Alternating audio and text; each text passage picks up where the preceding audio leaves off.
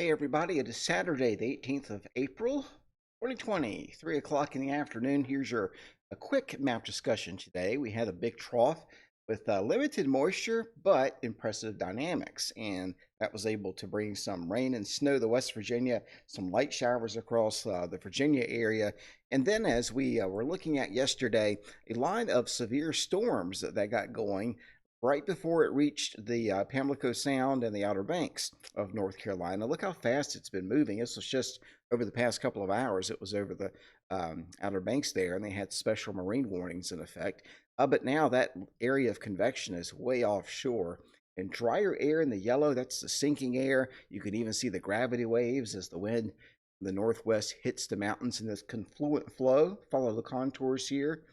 They come together, and that causes sinking air that pushes the higher level winds, the higher magnitude wind in the low to mid levels down to the ground. And that can give you some very breezy conditions. Now we've got out to the west several disturbances here. We've got one, two, three, four. There's some more action here. Let me switch to the Pacific here and I'll show you. This is the pattern. There's a huge ridge still over the Gulf of Alaska.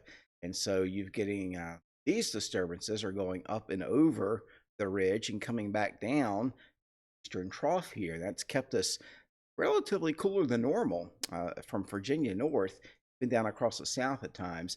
And then you've got the southern part of this. So part of the energy goes north, the other part gets stretched and goes to the south and meets up with this subtropical branch of the jet stream.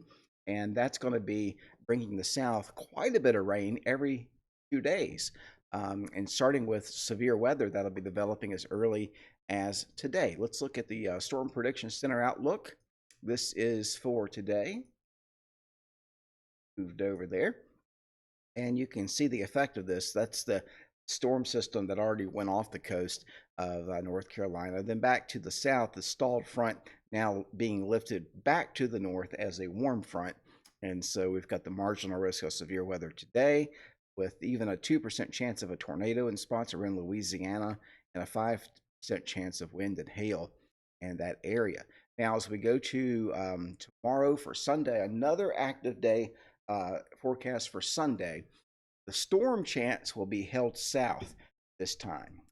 Won't get up into Virginia, and I don't think a lot of North Carolina will get the storm chance. It'll pretty much be I-85 and south for the day on Sunday, with a moderate risk here in the same areas that had the tornadoes over last weekend. So that enhanced risk goes due east and not as far north this time. This is a more, instead of going up to the Great Lakes, the storm is taking more easterly route. Then day three, again off the Carolina coast there, your threat of severe weather. Here's how it looks aloft. The GFS, and you can see we've got another system moving in for Sunday with the severe weather across the south, but we also see pretty good rain here across North Carolina. And then the top part of North Carolina and the southern Virginia will have a decent rain, but I think around Highway 58 in the north, it may be more light rain coming up for Sunday into Monday. But it will be a soaking rain for a lot of areas, but especially south of the Roanoke-Lynchburg area.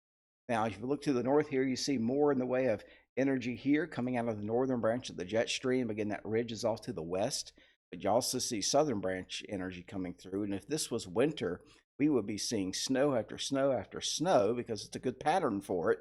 What happens Tuesday and Wednesday, this trough sharpens.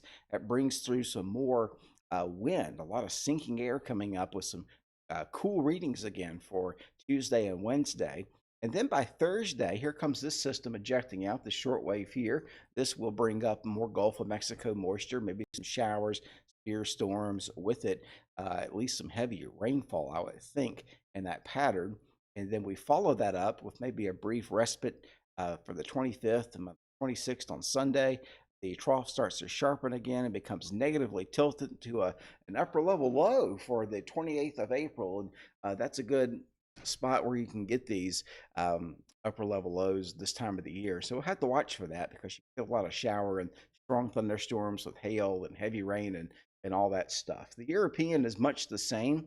Um, we go through time, you can see, let me go over here. This was today's short wave across the east. And you've got here comes the rain Sunday and the Sunday night into Monday. And then here comes the punch of what will be drier air behind this front. It's going to be a dry front because it's not coming out of the Gulf, out of the northern stream. But I do anticipate some very high wind across a good part of the Appalachian Mountains and even the foothills east of the mountains as we go into Wednesday behind that front. And for Thursday, again, a pretty neutral tilted shortwave, which will get decent lift out ahead of it. Have some decent moisture with it too. It's centered over the area for Friday, so Thursday into Friday may be rainy and stormy in some parts of the area. And then a similar kind of look here by the 27th and 28th. Yet another, the ridge here now across the western United States starts to fill back in, and then we still see this lingering area of troughiness there over the east, which will keep it fairly unsettled.